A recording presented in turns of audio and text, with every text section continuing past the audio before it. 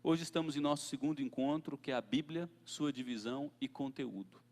Por que a gente está fazendo isso? Porque eu estou construindo fundamentos, paradigmas, a partir dos quais você vai interpretar as Escrituras. E vimos no encontro passado que os nossos paradigmas e visão de mundo são os grandes vilões da correta interpretação bíblica. Nossos paradigmas e visão de mundo são os grandes vilões da correta interpretação das Escrituras. Por quê? Quando a gente abre a Bíblia, quem a gente leva para ela? Nós mesmos, com nossos anseios imediatos, nossas expectativas, nossos desejos. O que acontece? A mulher brigou com o marido. Ela está triste. Deus, eu quero que o Senhor me console. Pá, Jesus chorou. Não, eu sei, Jesus chorou, mas eu quero um outro tipo de palavra. Então você está levando suas necessidades para o texto bíblico. E você é o maior inimigo para ler corretamente as Escrituras. Nós vimos ainda que durante o processo de interpretação é necessário colocar sob custódia, cabresto, freio, arreio, as lentes pelas quais a gente enxerga a vida.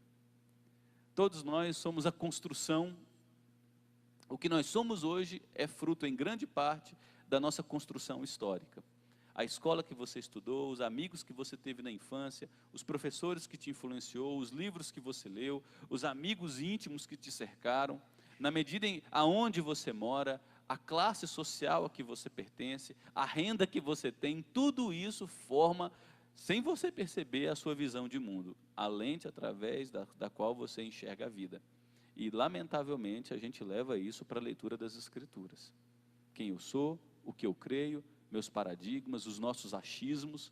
Veja que a gente tem correção para tudo na vida, né? A gente tem correção para a seleção brasileira, a gente tem correção para a política no Brasil, a gente tem um monte de receitas que vêm dos avós, dos bisavós, dos pais, para gripe de criança. Põe aí um pouquinho de mel com açafrão, esquenta tantos minutos aí, põe no micro-ondas. A gente tem solução para tudo. É quem a gente é nossa construção, isso nos dá segurança. Por outro lado, é muito perigoso, porque a gente leva essas lentes, através das quais fazemos a leitura da vida, para interpretar as Escrituras. E a Bíblia está distante de nós milhares de anos, numa língua diferente, escrita por um povo diferente, que enxergava a vida de um jeito diferente de como nós enxergamos. A cabeça do oriental é diferente da cabeça do ocidental. Escrita por um povo que falava uma língua que a gente tem dificuldade até em ouvir. Em primeiro lugar, o hebraico bíblico do Antigo Testamento morreu. O hebraico que é falado hoje não é mais o hebraico do Antigo Testamento. Olha só as complicações. O povo para o qual a Bíblia foi escrita e o povo que Deus usou para escrever a Bíblia tinha uma construção social diferente. A maneira como eles se arranjavam em casamento era diferente de hoje. Então nós temos que levar tudo isso em consideração ao ler as Escrituras, senão nós vamos lê-la fora de seu contexto. Nós vimos também que a Escritura bíblica é formada por uma revelação progressiva, dividida em duas alianças, que a gente chama de Antigo e Novo Testamento. Nós vimos que a primeira aliança é marcada por promessas, sombras, tipos e símbolos. Todo o Antigo Testamento aponta para o filho da mulher que nascerá, para o Jesus que virá. O tabernáculo é a casa de Deus no meio do seu povo, aponta para Jesus Cristo, o Deus encarnado, morando com o seu povo. Davi é um tipo de Jesus, porque ele é o rei justo. Jesus é o filho de Davi, o verdadeiro rei. Moisés é um tipo de Jesus, porque ele tira o povo da escravidão do Egito, que significa que escravidão do pecado, e conduz esse povo até a porta da terra prometida. Jesus é aquele para quem Moisés aponta, nos tira do império das trevas e nos traz para o reino de seu amor. Todo o Antigo Testamento, em todas as suas pessoas, instituições e inclusive utensílios, aponta para Jesus Cristo. Samuel é um tipo de Jesus, o profeta Samuel, porque ele é um homem piedoso, um homem que deseja fazer a vontade de Deus, fala que teu servo ouve. E Jesus é o verdadeiro profeta, o verdadeiro rei, aquele que diz, a minha vontade é fazer a vontade do meu Pai. Todos os profetas do Antigo Testamento que foram fiéis são tipos de Jesus, porque eles proclamam a verdade e convocam o povo a se arrependerem e andarem de acordo com a verdade de Deus. E Jesus diz, eu sou o caminho, a verdade e a vida. Olhem para mim, andem comigo, rios de água viva fluirão do interior de vocês. Ele é o verdadeiro profeta para quem todos os profetas do Antigo Testamento apontavam. E nós vimos ainda que o Novo Testamento é um compêndio de 27 livros de cumprimento e aplicação. Os 27 livros do Novo Testamento dizem: o Filho da mulher nasceu, as promessas, expectativas do Antigo Testamento foram cumpridas. E a partir do nascimento, tudo agora que é escrito, as cartas do Novo Testamento e o livro de Apocalipse, são aplicações da obra e vida de Jesus Cristo. O ponto 4, nós vimos que Jesus Cristo é o personagem central da revelação bíblica, tendo em sua obra o cumprimento de toda a expectativa do Antigo Testamento e fundamento para a escrita do Novo. Jesus é a figura central das Escrituras. Sua obra, cruz e ressurreição, está no coração de toda revelação bíblica. A Bíblia não foi escrita para nos falar de história, para responder perguntas da ciência moderna, genética, cosmologia, etc. A Bíblia foi escrita para revelar um projeto salvador de Deus em Cristo Jesus.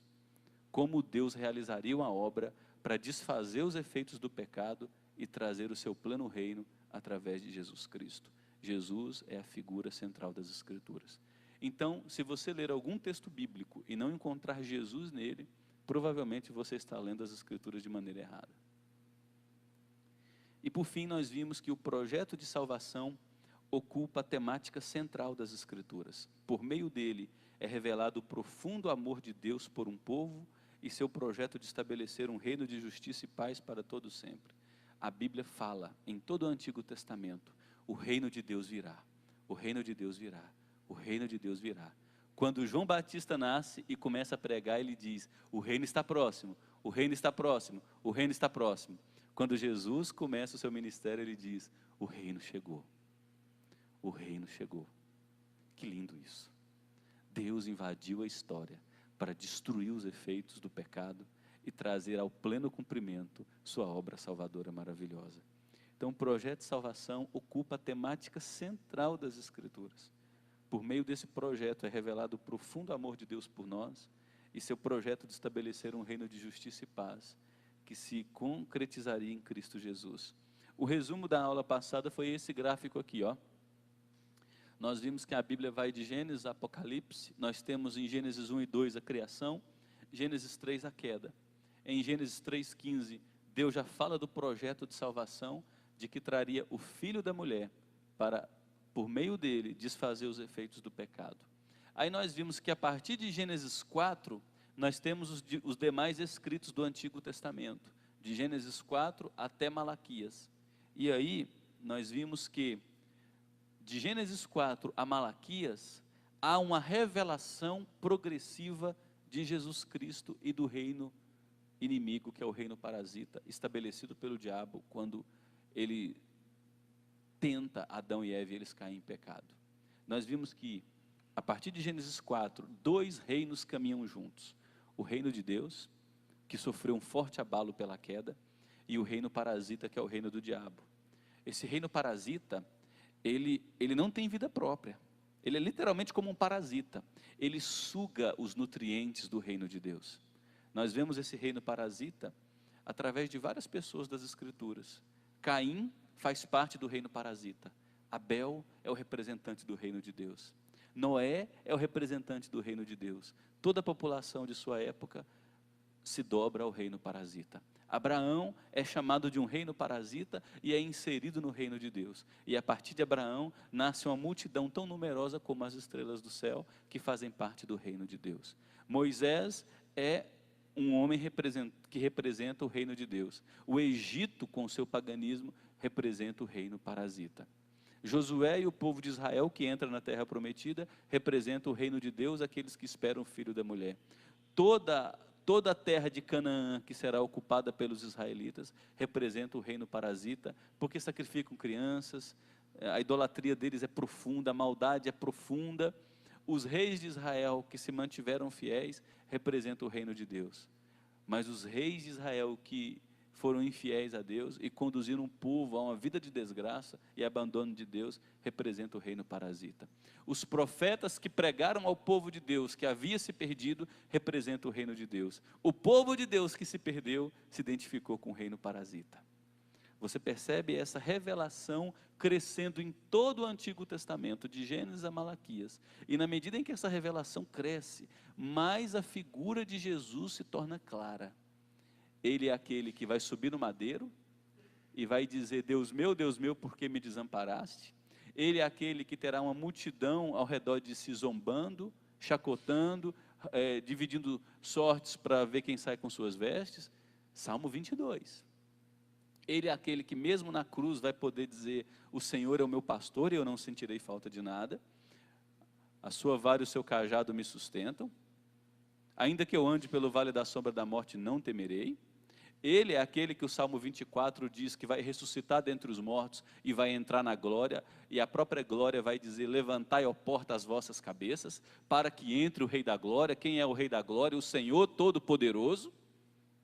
Ele é aquele que o livro do profeta Isaías vai dizer que vai nascer da virgem, terá um governo maravilhoso, é o príncipe da paz, o rei justo, de reinado forte e fiel. Ele é aquele que Isaías diz que será o servo sofredor, será moído pelas nossas transgressões, traspassado pelas nossas iniquidades. O castigo que ele vai receber nos trará a paz, e por meio de seus sofrimentos nós seremos perdoados, porque ele vencerá a morte. Isaías 53 diz que Deus lhe considerará um despojo de guerra monstruoso, que é o seu povo, os seus salvos. Veja que na medida em que a revelação do Antigo Testamento vai acontecendo, mais detalhes vão sendo trazidos a respeito do filho da mulher que nascerá. E aí nós temos o Novo Testamento, que cumpre e aplica todas as promessas do Antigo Testamento. O Novo Testamento cumpre mostrando que Jesus veio. Ele morre e ressuscita. A mensagem central das Escrituras é a cruz e ressurreição. Não é só a cruz de Jesus. Porque se fosse só a cruz, nós adoraríamos um Deus que morreu. A morte continuaria sem hora. A outra parte da história, que é pouco pregado em nossos púlpitos, é a ressurreição. A morte teve um fim. A morte foi vencida. O pior inimigo humano teve sua cabeça colocada na guilhotina, a lâmina caiu e separou a cabeça do corpo. A morte não tem mais domínio sobre nós. Essa é a mensagem central. Então aí o Novo Testamento é escrito dizendo que Cristo cumpriu as expectativas do Antigo Testamento e agora aplica a obra de Cristo a essa igreja nascendo. E termina em Apocalipse 21 e 22 com o reino de Deus plenamente estabelecido. Note que nós temos esse desenho crescendo no Antigo Testamento e o desenho ao contrário, encontrando-se com a cruz e ressurreição. Porque a mensagem central das Escrituras revela: porque Deus amou o mundo de tal maneira que deu seu Filho, para que todo que nele crê não pereça, mas tenha vida eterna, porquanto Deus enviou o seu Filho ao mundo, não para que julgasse, mas para que o mundo fosse salvo por ele. Quem nele crê, olha que lindo, não é julgado. E o que nele não crê, já está julgado, porque não crê no nome do Filho único de Deus. É isso que nós vimos no encontro passado. Se você não veio, está gravado. Nós vamos criar um link específico para vocês acompanharem toda a aula de domingo passado. Todas as aulas estão sendo gravadas. Nós não vamos jogar isso na internet ainda, porque essas aulas serão reproduzidas em miniatura, com aspecto mais cinematográfico em nosso estúdio, e distribuídas para o mundo todo, em legendas em português, espanhol, mandarim e inglês. Esse é o trabalho que teremos pela frente, se Deus quiser. Queridos, nós refletiremos hoje, rapidamente, sobre as Escrituras, e essa foi a pergunta do encontro anterior, sobre a ordem cronológica da Bíblia. Nós estamos ainda na parte de fundamentos, tá certo? É importante a gente saber que as Escrituras são a palavra de Deus, nossa única regra de fé e prática, e que toda ela aponta para Jesus Cristo. Só um resumo, porque eu sei que vocês já conhecem isso. A Bíblia é um compêndio de 66 livros, divididos em 2 grandes volumes. O primeiro, que a gente chama de Antigo Testamento, com 39 livros, e o segundo com 27 escritos, que a gente chama de Novo Testamento. Toda a Bíblia, isso aqui é só para matar a curiosidade de alguns, Foi escrita num período médio, isso aqui é médio, de 1.600 anos. Pode variar um pouco para menos e um pouco para mais. Escrita por mais de 40 autores. Então nós temos mais de 40 contribuições diferentes para esses 66 livros. Muitos desses homens que escreveram a Bíblia viveram em momentos diferentes, em culturas diferentes, não tinham conhecimento dos escritos dos outros e ainda assim, olha que espetáculo. A mensagem das Escrituras não se contradiz ou foge da temática central, que é a revelação do projeto salvador de Deus através de Cristo Jesus. É isso que distingue a Bíblia de todo outro e qualquer livro humano. É a palavra inspiração. 1.600 anos em média para ser escrita, mais de 40 autores colocando sua mão, não tendo conhecimento muitas vezes da existência de outro autor, de outro livro, vivendo em cultura, separado às vezes por séculos de distância, falando uma outra língua, e quando ele escreve, e todo esse compêndio é colocado junto pela providência de Deus, não há contradição. Salta uma única temática de suas páginas, a revelação progressiva do amor profundo de Deus por nós, em Cristo Jesus, que traria o seu pleno reino à existência, o reino de Deus. Isso é incrível. Aqui nós temos alguns versículos que atestam a inspiração da Bíblia. Temos assim, tanto mais confirmada a palavra profética, e fazeis bem em atendê-la. Veja que Pedro, em primeiro lugar, chama a Bíblia de palavra profética, é a voz de Deus. E fazeis bem em atendê-la. Pedro nos convoca em considerarmos a Bíblia com seriedade. E ele diz que essa Bíblia é como uma candeia que brilha em lugar tenebroso. É o livro que Deus deu ao mundo para brilhar sobre a morte e as trevas. E é o livro que nos orienta que o dia vai clarear e a estrela da alva nascerá em nosso coração. É o livro que nos mostra a salvação em Cristo Jesus. Sabendo primeiramente isto, e aqui Pedro vai falar da confiança da Bíblia, nenhuma profecia da Escritura provém de particular elucidação, porque nunca, e olha a redundância, nunca jamais, qualquer profecia foi dada por vontade humana. Entretanto, homens santos falaram da parte de Deus, movidos pelo Espírito Santo. O que preservou a Bíblia de erro, da deturpação humana? A mão de Deus sobre a escrita. É como se Deus pegasse o João Maia, o inclinasse a escrever determinado livro, que consolaria, orientaria um povo que experimentava uma demanda, e quando o João Maia escreve, ele escreve colocando a sua identidade como pessoa, sua personalidade na escrita, mas Deus preserva aquele livro de conter os desejos e paixões do João Maia. Deus não é meio que uma psicografia espírita. Deus não maculou a personalidade do João Maia. Deus não fez do João Maia um fantoche. Ele não é um ventríloco. Deus usa o João Maia como ele é. Personalidade, características, jeito peculiar de escrever. Cada escritor escreve usando a sua identidade. Um escrito é muito diferente do outro. Mas todos, por terem a mão controladora de Deus, aqueles livros são preservados do erro e do engano. E todos juntos formam uma única temática, de onde salta a cruz e ressurreição do nosso Senhor Jesus Cristo. Daí a palavra inspiração. Deus é o autor das Escrituras, usando o meio humano, com sua personalidade, seu jeito distinto de ser e de escrever. Mas a mão de Deus preserva os autores de seu próprio pecado em influenciar aquela escrita. 2 Timóteo capítulo 3 nos diz, toda a Escritura. Aqui ele vai responder uma pergunta, pastor, eu gosto mais do Novo Testamento, Antigo Testamento parece que Deus é meio um Deus Dexter, né? Tem sangue nos olhos, manda matar o povo, eu prefiro aquele Deus de amorzão do Novo Testamento, né? Amorzão, mas Jesus diz que voltará em ira para julgar o mundo, e naquele dia será dia de choro e ranger de dentes. Os reis e poderosos vão se esconder debaixo de montanhas e vão pedir, caia sobre mim, caia sobre a gente, porque não vão querer comparecer na presença de Jesus. Então toda a Escritura, Antigo e Novo Testamento, é inspirada por Deus e útil, olha que maravilha, para ensinar, para repreender, corrigir e educar na justiça. a fim de que o homem de Deus, a Bíblia foi escrita para o homem de Deus, é por isso que você vai tentar ensiná-la para alguém que é ímpio, que ainda não se converteu, e ele não compreende nada dela.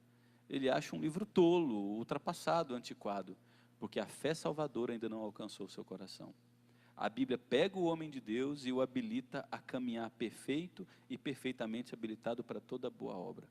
Isso significa que a Bíblia nos dará maturidade nos caminhos de Deus. E por fim, aquele que ama a Deus e sua palavra, antes o seu prazer está na lei do Senhor, e nessa lei medita de dia e de noite. Esse homem é como árvore plantada junto à corrente de águas, que no devido tempo dá o seu fruto, sua folha não murcha, e tudo quanto ele faz será bem sucedido. Mas eu quero voltar rapidamente em 2 Timóteo 3, que diz que a Bíblia é útil para o ensino, repreensão, correção e educação na justiça. A Bíblia fala sobre todos os assuntos humanos. Por exemplo, você quer edificar o seu casamento na verdade. A Bíblia trará material exaustivo e princípios claros sobre como construir um casamento e uma família saudáveis. Você quer uma teologia sobre o trabalho.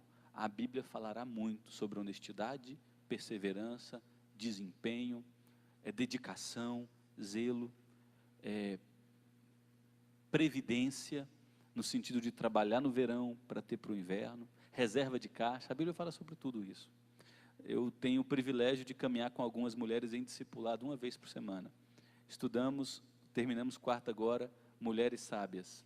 E aí, meninas, o negócio é prático ou não é? A Bíblia fala tudo sobre como a mulher ser prática, no casamento, nas amizades, no sexo, no temor a Deus. Eu discipulo homens também, que já discipulam outros. Estudamos um monte de livros, e cada vez que a gente se encontra, a gente fica assustado, o quanto a Bíblia fala dos mais diversos assuntos, para nos edificar na verdade, tá certo? É a inspiração das Escrituras que preserva do erro. Sua divisão, para efeitos didáticos, e aqui eu começo a responder a pergunta, quem fez a pergunta domingo passado? Foi você? Eu acho que a menina que fez a pergunta não veio hoje, né? Queria saber da Bíblia em ordem cronológica. Para efeitos didáticos, a Bíblia foi dividida em ordem temática. Nós temos o Antigo e o Novo Testamento. Olha só, nós temos o Pentateuco, ou livros da lei, que são 5 primeiros livros. Daí o nome Pentateuco, Penta, 5. E a outra palavra significa lei, os livros da lei. Os livros históricos, são 12, os poéticos e os livros de sabedoria, 5, porque a sabedoria bíblica é marcada por muitas poesias. Temos os profetas, que podem ser divididos em profetas maiores e profetas menores. 5 maiores e 12 menores. 39 livros. Novo Testamento, 4 evangelhos, apenas um livro histórico, 21 cartas ou epístolas, e um livro profético, que é o livro de Apocalipse, Novo Testamento. Vamos esmiuçar um pouquinho mais? Primeira categoria, que é o Pentateuco e os livros da lei. Gênesis a Deuteronômio.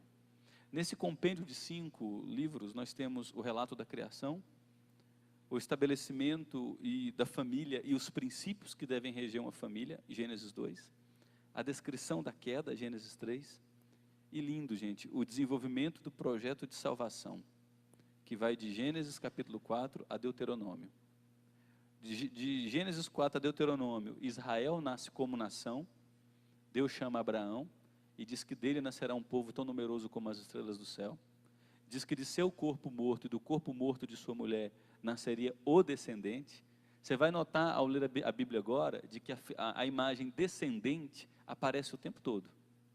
Quando aparecer a palavra descendente, você já olha que essa expressão vai apontar para o filho da mulher que nascerá, que é Jesus Cristo. Então Israel nasce como nação, Israel é libertado da escravidão no Egito, aqui nós já o livro de Êxodo.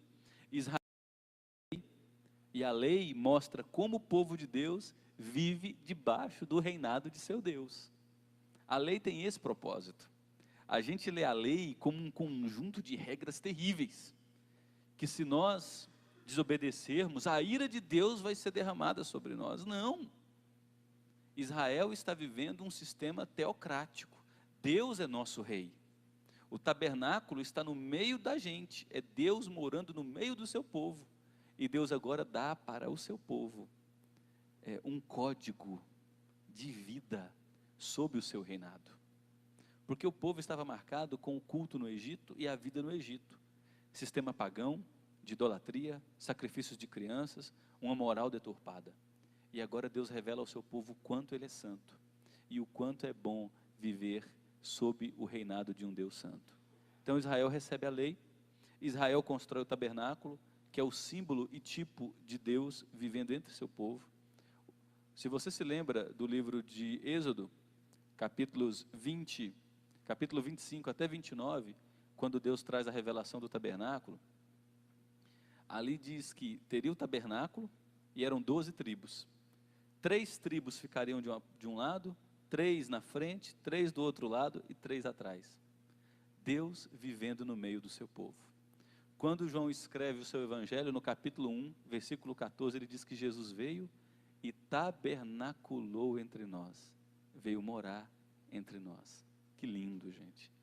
Deus morando no meio do seu povo. E Israel é conduzido à entrada da terra da promessa, sob a orientação da lei de Deus. Daí que vem o livro chamado Deuteronômio. Deuteronômio significa a repetição da lei. Uma geração morre no deserto, porque não se submete a Deus como seu Senhor, sente saudade do Egito, despreza Deus como seu libertador. Então os filhos crescem no deserto, sob a autoridade e o comando de Deus. Moisés, antes do povo entrar na terra prometida, chama o povo e lhes relembra de todos os aspectos da lei, que o povo deve viver sob o comando prazeroso de Deus. Aí nós temos Gênesis a Deuteronômio, que enfatiza uma única imagem: Deus deseja viver com o seu povo, deseja que seu povo viva sob seu governo, respeitando o jeito santo de Deus ser. É por isso que em Levíticos você vai ler a expressão repetidamente: sede santos, porque eu sou santo. Isso mudou no Novo Testamento? Não. Pedro escreve a sua primeira carta e diz, lá atrás foi citado: sede santos, porque eu sou santo.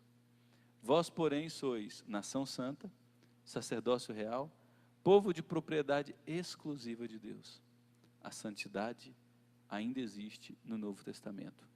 Depois nós temos a segunda categoria de livros no Antigo Testamento, chamadas de livros históricos. São 12, que vai depois de Deuteronômio, Josué, até o livro de Esther. Aqui nós temos a posse da terra, da promessa, sob o comando de Josué. Depois nós temos o estabelecimento na terra. Josué entra com Israel, as muralhas de Jericó caem, outras cidades são conquistadas, o povo se estabelece na terra, e nós temos, lamentavelmente, nos livros históricos, o fracasso do povo em viver sob o reinado de Deus. Porque os livros históricos contam a história de Israel sob o reinado de Deus. E o que os livros históricos nos mostram é que nós temos muita relutância em nos entregarmos para Deus ser o nosso rei. A gente ainda fica como aquele animal agressivo. A expressão que a Bíblia usa é recalcitrando contra os aguilhões. É o animal dando coice. Ele está amarrado às graças de Deus, mas fica dando coice. Isso somos nós. E o livro de Josué, Juízes e os demais livros históricos nos mostram o fracasso do povo em viver sobre o reinado de Deus. Eles se misturaram com práticas pagãs das nações ao redor. O povo construiu altares a Baal, a Moloque. Só para vocês terem ideia, Moloque era um deus mais ou menos de 1,70 m de altura. Era um formato de um bezerro de ferro, oco por dentro e com os braços estendidos. Era um dos deuses adorados na terra de Canaã. Em dias de culto eles colocavam lenha dentro de Moloque, ateavam fogo. Quando o bezerro estava incandescente, pegavam um primogênito, uma criança recém-nascida, e colocavam sobre os braços desse bezerro. Quando a criança começava a gritar porque estava sendo queimada viva, os tambores eram tocados para os pais não escutarem os gritos da criança. Eram sacrifícios aos deuses para que eles mandassem cair chuva do céu e as suas plantações fossem prósperas. A arqueologia moderna encontrou num culto a um dos deuses, e não se sabe ainda qual é o deus que eles cultuavam, vasos de barro com a boquinha bem estreita e vários esqueletos de bebezinhos. Então pegavam os bebezinhos vivos e iam amassando os seus ossos, quebrando-lhes para fazer encaixar dentro das vasilhas de barro. Israel, assim que entrou na terra prometida, em menos de uma geração se perdeu. Deixou de cultuar a Deus e assimilou as práticas dos povos que viviam ao seu redor. Os livros históricos nos mostram essa descrição. É terrível. Aí você pensa, mas hoje é diferente, hoje nós somos mais requintados. Perceba que a gente começa a observar ao longo da história que há uma geração extremamente piedosa e os filhos que crescem sob essa geração piedosa, eles já tendem a não valorizar tanto o Evangelho. Eles relativizam casamento, se casam com gente que não comunga da mesma fé, começam a andar divididos, a fé começa a ser banalizada, igrejas começam a esfriar. Notem isso. Comecem a ler os livros de atas de igrejas. Você percebe que quando uma igreja nasce, é cheia de entusiasmo, de alegria. A geração que vem a seguir tende a relativizar o pecado e a chamar o mal de bem, e a demonstrar extrema frieza na fé. Israel nos mostra essa história. Portanto, chore por seu filho, gema por seu filho e ore muito por seu filho. A gente percebe que os israelitas cobiçam o estilo de vida das nações ao redor e pedem para si um rei. Isso aqui é triste. Até aqui eles viviam com Deus sendo o seu rei. Agora eles olham para as nações ao redor e dizem, nós queremos um rei como os reis das nações ao redor. Samuel fica triste. E Deus chega para Samuel e diz, vai ungir um rei segundo o coração deles. Unja Saul, rei egoísta, vaidoso, que é o reflexo do coração do povo de Israel. E Deus diz para Samuel, não fique triste não, porque eles não rejeitaram a você, eles rejeitaram a mim, a fonte da vida. Os livros históricos nos mostram que o povo fere a lei de Deus o tempo todo. Os pobres deviam ser tratados com muita compaixão. Deus estabeleceu leis de cuidados sociais incríveis. A cada 7 anos a terra tinha que descansar. No 7º dia, todos tinham que parar. A cada grupo de 7 anos, que é o ano 50, existiria o ano do jubileu. Todos os escravos seriam libertados, alforriados. As terras que foram confiscadas, porque alguém não pagou uma dívida, voltaria para a família de origem. Olha a reforma agrária. Todo ano, quando se fizesse a colheita, não era para fazer a colheita das extremidades, e não era para fazer a segunda pegada. Você vinha, fazia a colheita. Os frutos que caíssem na terra, era para deixar para os pobres. Israel falhou em obedecer tudo isso. Mantiveram seus irmãos escravos, não deram as terras, porque a terra nas escrituras não pertence ao povo, pertence a Deus. E Deus dá a terra para o seu povo. Não deu a terra para o seu povo, então o povo fere a lei de Deus continuamente, recebem a contínua palavra dos profetas, e aqui eu respondo a pergunta da menina do domingo passado, como é que é a ordem cronológica da Bíblia? Nesse grupo de livros históricos, é o momento em que acontecem as profecias. Na verdade, tudo acontece durante o momento dos livros históricos. Os livros históricos são escritos das profecias de Samuel, como grande profeta, até o último rei de Jerusalém, em 587, quando Jerusalém cai. Depois nós temos livros históricos sendo escritos no período do exílio, que é o livro de Neemias e o livro de Esther. O povo já está escravizado na Babilônia, e 70 anos depois eles voltam para reconstruir o templo em Jerusalém. Então, durante o período dos livros históricos, que vai aí, em média, do ano 1160 a.C. até o ano 430 a.C., nós temos os livros poéticos e proféticos, os livros poéticos, Salmos, Eclesiastes, Cantares, Provérbios, e nós temos todos os livros proféticos acontecendo. Paralelo aos livros históricos, nós temos as poesias, Provérbios, Jó, Cantares, Salmos e os profetas. E os livros históricos terminam com o povo sendo expulso da terra da promessa e levado para o exílio. Você vai perceber que acontecem 2 exílios. Depois que Saul morre, Davi vira rei. Depois que Davi morre, Salomão vira rei. Depois que Salomão morre, o reino de Israel, que era integrado, se divide. Reino do norte, que tem como capital Samaria, e Reino do sul, que tem como capital Jerusalém. O reino do norte fica conhecido como o reino de Israel, e o reino do sul como o reino de Judá. O reino de Israel se perde rapidamente. Para os seus súditos não descerem para Jerusalém, a fim de cultuarem a Deus no templo em Jerusalém, eles constroem um templo em Berseba, em Samaria, perdão. E o templo deles é marcado por idolatria. Deus levanta profetas do reino do norte, Israel. Em 722, a Síria, a potência planetária, vem em Israel do norte, cerca Samaria, mata todo mundo, leva algumas pessoas para o exílio. Aí sobrou o único reino, que é o reino do sul, que tem como capital Jerusalém, chamado de Reino de Judá. Deus levanta um monte de profetas, mostrando sua paciência e longanimidade. No ano 588, o exército da Babilônia cerca Jerusalém, porque o povo se recusa a se arrepender e a viver sob o comando de Deus. E Jerusalém fica cercada por 2 anos e meio. Quando acaba a comida, acaba a água, acaba tudo, o texto bíblico diz no 2º livro de Crônicas e no 2º livro de Reis, que os velhos que iam morrendo, os israelitas iam comendo os velhos. Não tinha mais animal para comer na cidade, cachorro, animal. Tem uma cena tão triste nos livros históricos. Aí você vê o que o pecado faz com a vida, né? O povo sem Deus, sob o juízo severo de Deus. 2 mães têm 2 filhos e elas fazem um trato. Hoje a gente come o meu filho, amanhã a gente come o seu. É o exílio. Comem o filho de uma, no outro dia, aquela que tinha que dar o seu bebezinho esconde o bebê, e as 2 vão até o rei prestar queixas. E Israel está sob cerco da Babilônia. E elas dizem para o rei isso: hoje era dia de comer o meu filho, ontem nós comemos o dela e ela escondeu o filho dela. O rei chora. Israel está enfraquecido.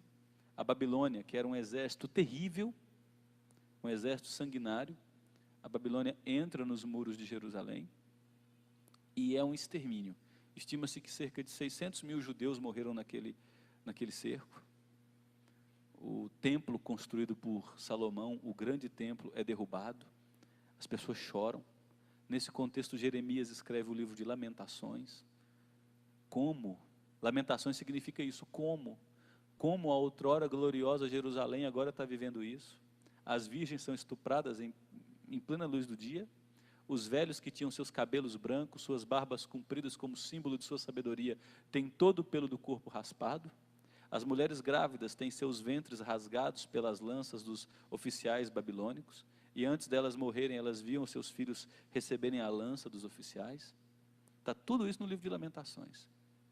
Os livros históricos nos mostram, em resumo, como o povo de Deus falhou em viver sob seu reinado.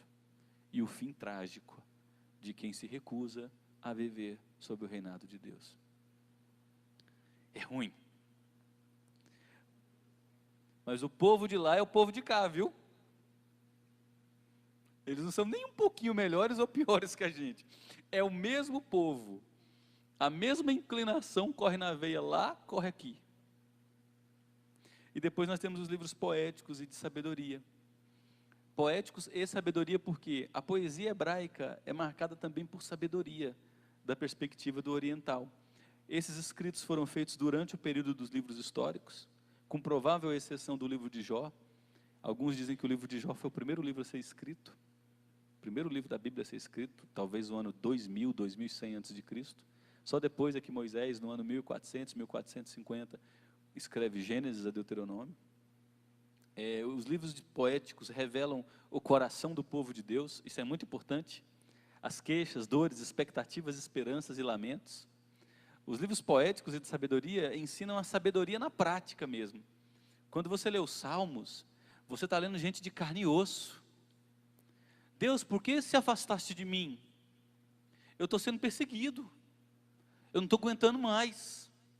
Se o Senhor não intervir e me ajudar, eu vou morrer, Deus. Deus, levanta-te. Olha para os meus adversários. Faz tua justiça. Olha o outro salmo. Deus, eu não entendo, Senhor. Os ricos, olha como eles vivem em abundância, eles são ímpios, te desprezam, torcem as leis, oprimem os pobres. Eu sou justo, Deus, me ajuda. Me ajuda. Eu estou em crise de fé. Salmo 71 a 78, Asaf.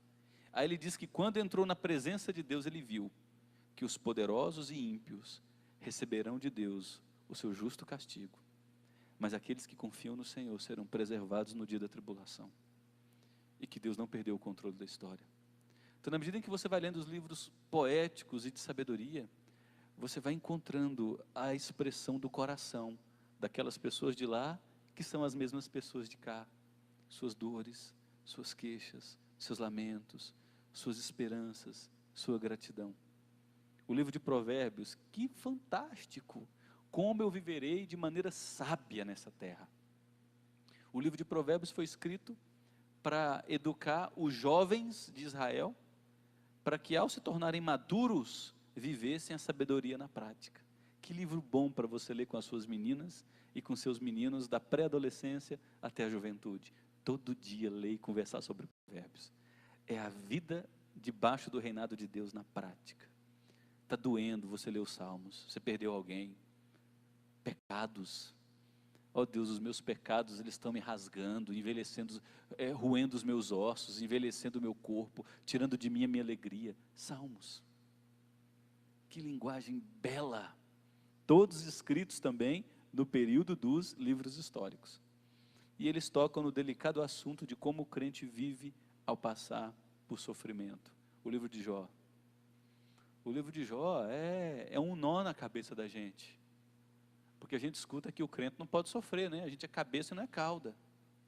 Aí você vê um homem que é justo, íntegro, que levanta de madrugada para oferecer sacrifícios por seus filhos, que, se talvez os filhos dele tivessem pecado, ele já intercede por ele. Aí o cara perde tudo, perde a saúde, enterra 10 filhos num único momento, perde o seu casamento, porque a mulher diz: amaldiçoa esse teu Deus e morre, seu miserável, perde sua saúde. Um justo. Olha só, que livro importante. E por fim, nós temos a categoria dos livros proféticos, de Isaías a Malaquias. São 17, dividem-se em profetas maiores e menores. São 5 profetas maiores e 12 menores. Recebem esse nome porque por conta do tamanho de seus escritos. Você vai ler Isaías, tem 66 capítulos.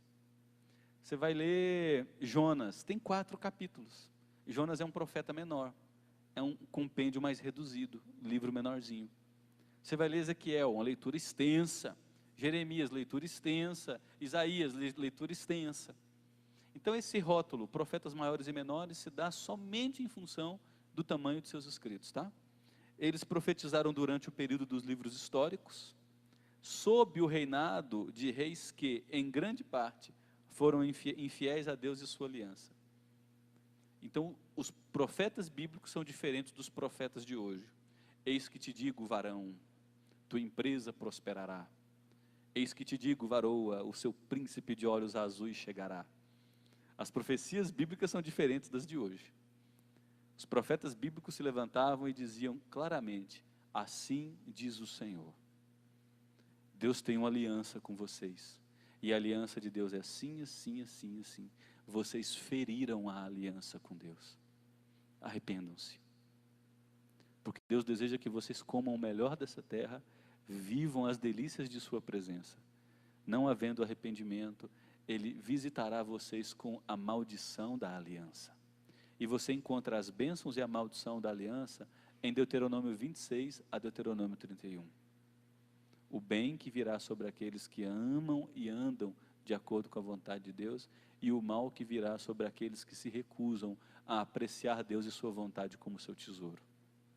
Essa é a mensagem dos profetas: arrependam-se. Caso contrário, Deus visitará vocês com justiça, com a sua ira santa, a maldição da aliança. Não é assim no nosso casamento? A relação de Deus com o seu povo é uma relação de casamento. Eu quero que você, minha esposa, seja fiel a mim.